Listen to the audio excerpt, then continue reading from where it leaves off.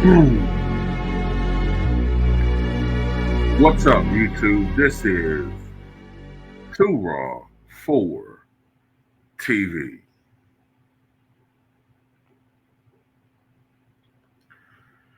Um, so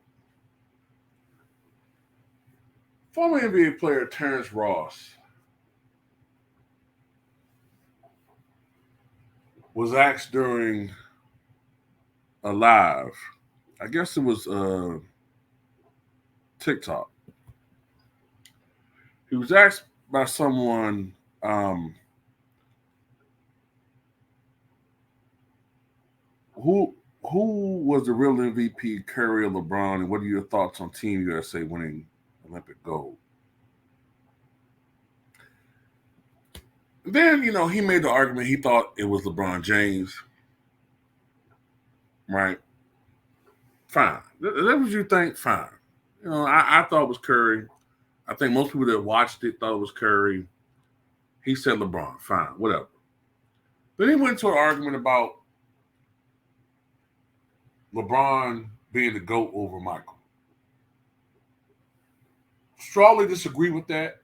Strongly disagree with that. But if that's what you think, fine. But it was what he said about LeBron's role in them winning the Olympics that pissed me the fuck off. Sorry, it just did. He said, and I noticed the article didn't put that in there because they knew it was some bullshit. They said that he said, that LeBron carried them throughout the Olympics. Basically, saying that LeBron carried that team. I'm so sick of that tired narrative. Damn, don't we get enough of that during the NBA? Now he's so good and everybody else is so bad that during the Olympics, all these superstars, these MVP caliber players, they got to be carried by this old fucking man.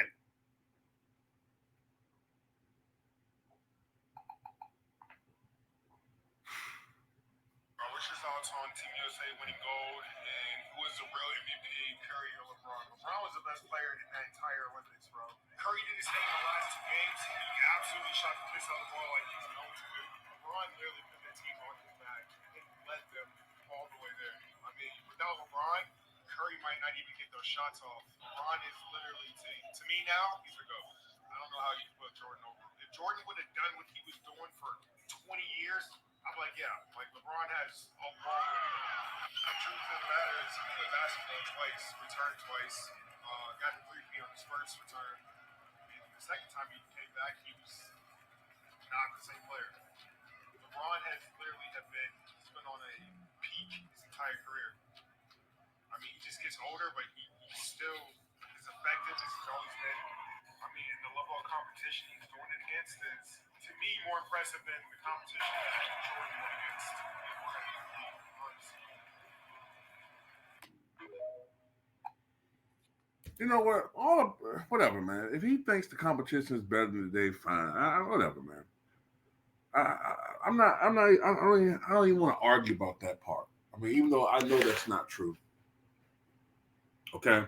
First of all, the man's been playing on super teams. Has been. He has been colluding with other stars to play with him on super teams. And then you want to argue the competition is better. But yet, when you look at the level of all stars in the East in the LeBron era versus what Steph Curry had to deal with in the West, it's a joke. I did a video about that on my other channel. I may upload it if I can get it. If I can upload it, I think that video is lost now, but I forgot the exact numbers now. But the number of all stars in the East when LeBron kept going to the finals every year is a joke. A joke compared to the all-star competition that Michael Jordan had to deal with when he was playing in the Eastern Conference in the 90s. Remember in 97, if I'm not mistaken, The Pistons, who had won like 53 games, were like the 6th seed. Something to that effect. They're like the 6th seed. Meanwhile, LeBron was going up against Paul George and Roy Hibbert. You know what I'm saying? Whatever, man. But that's a whole nother video for another.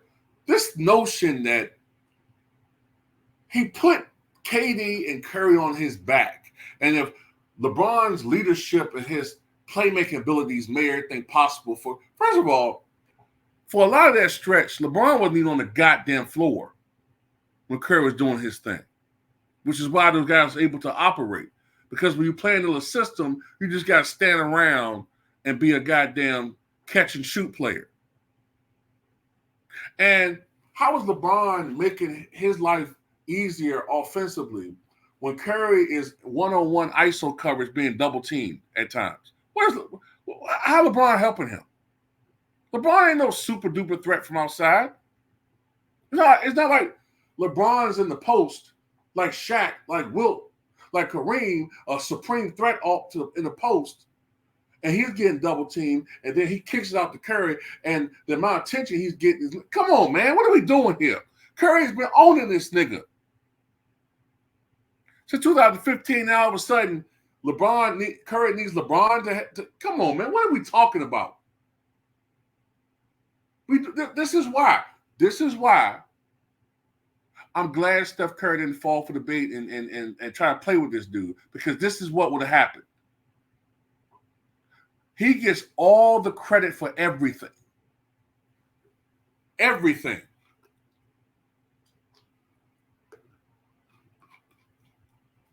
His fan base is so delusional and so narcissistic and so self-absorbed and so busy looking at this dude dick print instead of actually looking at the damn game that's being played. Now, you're completely erasing the contributions of Curry and Kevin Durant and Joel Embiid, who was doing their thing. Joel Embiid was cooking Jokic, the reigning MVP.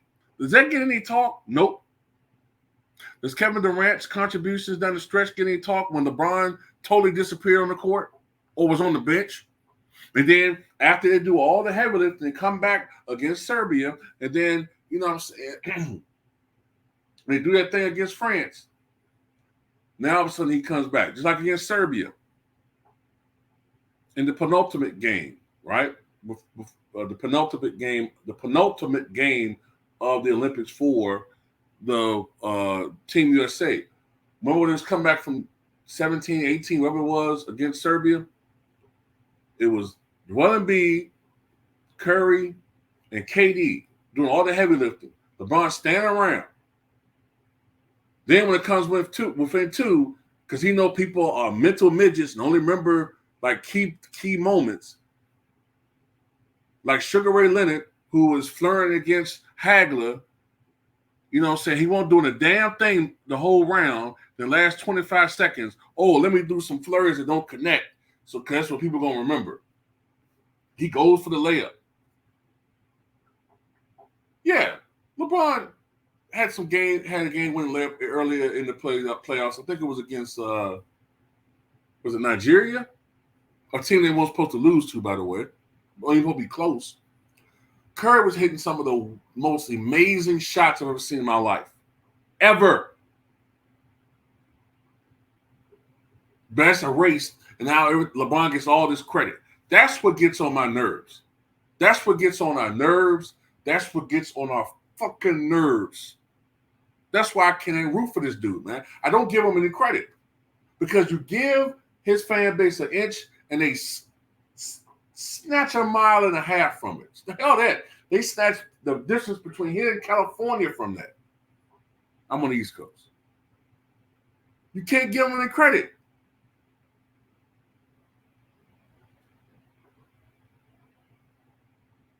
And by the way, he just said, he came back and got a three-peat, but he came back the second time, he wasn't the same. Well, unlike the guy who you called the GOAT, who according to reports, and nobody was talking about this, he evaded drug testing from Olympics. The Olympic, what do you call it? Testing. He evaded that.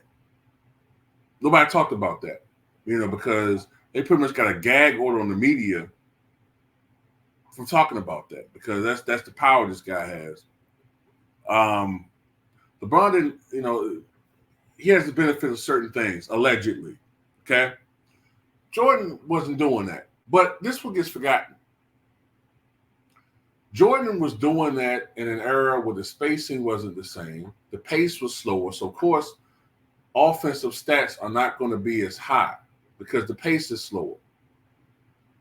If teams are only averaging 90 points a game, how in the world do you expect Jordan to average 30?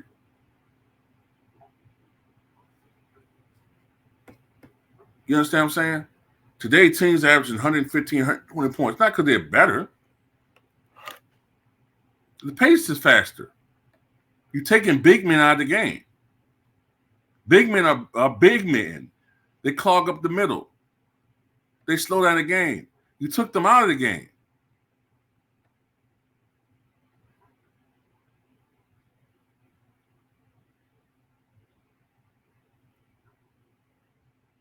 So there's been an explosion of offense. And it's so much easier to score. I mean, look at Terrence Ross. This dude averaged 11 points a game, scored 50 points in the game. You think he would score 50 points back in the 90s in the game? Hell no. These guys are delusional, man. All these dudes, Trae Young, all these guys are delusional, man. It was enough when it was a superstar. But now you got these guys just saying the worst, the stupidest stuff, man. Anyway, Michael Jordan, his first year, played on a knee injury. The knee, according to Kwame Brown, according to others, his knee was like the size of a goddamn grapefruit. He got to get his knee drained every game, after every game, or before every game, I should say. He had to get his knee drained. All this black pus oil stuff coming out of his knee. And before, I think it was a back-to-back against the Heat in February, when they finally shut him down because the knee was just getting too bad. Matter of fact, I believe his knee was getting infected. But there was a month period between late January and late February when Michael Jordan was averaging 26.3 points, 5.9 rebounds, 6.2 assists, 1.3 steals on 46% shooting, which was above league average at that time for a guard / small forward.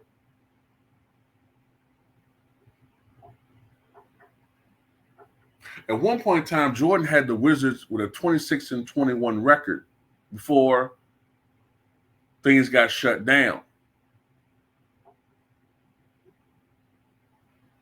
He was actually an MVP candidate. Now, magically, he sucked. He struggled. No. He was doing his damn thing with a messed up knee, with fractured, aching ribs, with the decay of his body being out of the game for 3 years and then rushing to take off 50 pounds of fat and get into basketball shape at an advanced age, going up against real Thundercats, going up against beasts like Ben Wallace, going up against beasts like Ron Artest, going up against beasts defensively like the Dikembe Mutombo, going up against, young, real two-way players like Kobe Bryant, going up against phenoms like Vince Carter and Tracy McGrady. Who the fuck is LeBron James going up against at his position that he can't just bowling ball away? And nah, LeBron, you don't got no skills like that.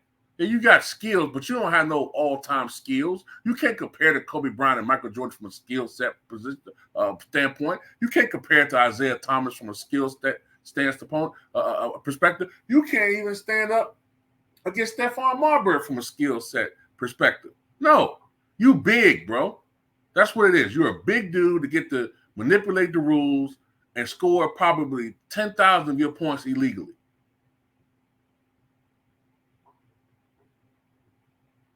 let alone the allegations, which there's a gag order on the media to talk about.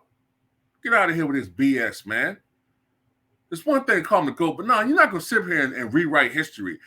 He carried the Olympics. I know he's going to do this mess, man. Okay, so now all of a sudden, he carried Joel Embiid and KD and Curry and all these MVP winners to Olympics. Gold medal. Come on, man. Unbelievable.